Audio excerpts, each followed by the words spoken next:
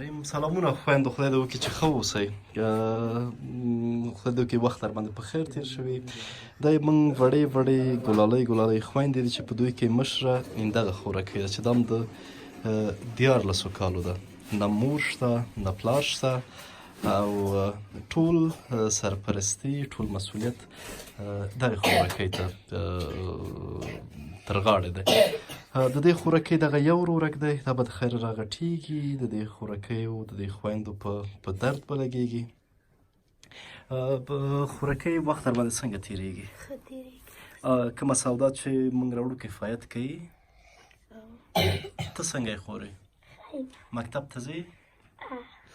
ښه او څه شی به موږ ته ووایې؟ زه خو یوازې دا وایم چې وخت پر تاسې ښه تېر شي، په زړه کې مطمئنه اوسئ چې زما خو خویندې یاستئ ټولې او ستاسې هر ضرورت کوي، هر څه چې موږ بیخي خدمت کوي، موږ خدمتګاران یو. دا څه موده بیخي اوازې وې چې خوراکي مواد قیمته کېږي یا نه پیدا کېږي. هماغه چې ما سره ستاسې ډېره تشویش و، ډېره ما چې دا به بیا څنګه کېږي د خویندو دغه خوراکي مواد، هماغه چې نن هم درته خوراکي مواد هم را پیدا کړل چې بیا تاسې د مشکل سره مخ نه شئ. ورورکه ته څنګه یې؟ نوم دې څه دی؟ حکمتیار؟ چې؟ زه ښه چې حکمتیار نه دی. محمدیاره سال دی؟ کله به ځې مکتب ته؟ چې کله راغټ شي. خوراکۍ څه مشکل د باقي چې موږ تر اوسه په دې نه یو توانېدلي چې هغه ورته حل کړو؟ هیڅ مشکل نشته، په دغه باندې موږ خوشحاله یو چې تاسو نو هر مشکل چې خوراکۍ غاړه دې بنده موږ ته به یې ووایې.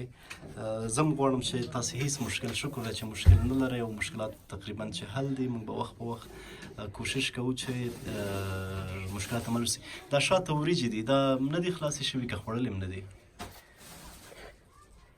دا خوړلې یعنې بس څو ځله ته پخې کړو، څو ځله م ته نه پخې کړې ده. خو دا وخورئ، صحیح دی. که بد هم راځي چې بیا نورې را نه وړو، بل شی دی په ځای راوړو. نه اوس هم وړي که نه. او مقصد د هغه پې مه کوئ، خورې ښه قاطي پې مه کوئ، سختي پې مه کوئ. نو موږ یې درته راوړو. لږ خوراکي مواد هم درته نور راوړي. وروره را مخکې کوي دغسې کېده چې اوازې دي چې لارې بندېږي او کرونا دی او څه شی دی څه دی. خو دا ولس خو خپله په ځان اوس کرونا کوي چې خوراکي موادو د شي نه په ځان قیمت کړي یا ایقات کړي. د هغې ویرې له وجې دغې خویندو ته هم لږ خوراکي مواد دا ځل ډېر راوړل چې 2 بوجۍ وړه دي، لوبیا دي، وریجې دي، هغه بوجۍ بل رقم وریجې دي، مکروني دی، ګوړه ده، پوډر دی، چای دی، 2 منه بوره ده، 2 ټیمه غوړي دي او شوده دي. او تر څنګ یې خوراکۍ دغه پیسې دي. دا ماته یو ورور راکړې وې تاسې له خاطره په جلال آباد کې. دا د 1000 2000 3000 4000 5000 دا 5000 دغه ورورک مرسته دغه درته یو خور را لېږلی دي.